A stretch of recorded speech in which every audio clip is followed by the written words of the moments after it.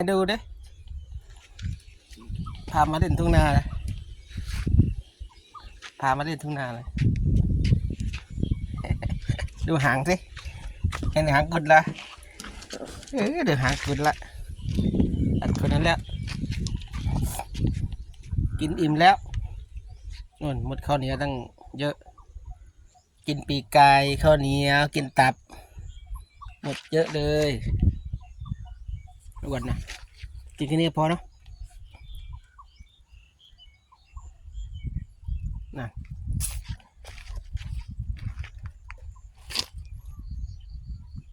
แสงตะเว้นจ้า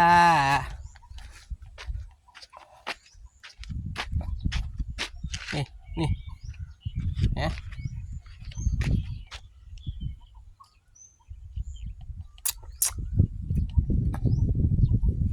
สักพักค่อยลงนะอ้วนเนาะให้ลมเย็นๆกว่านี้ก่อนเนาะ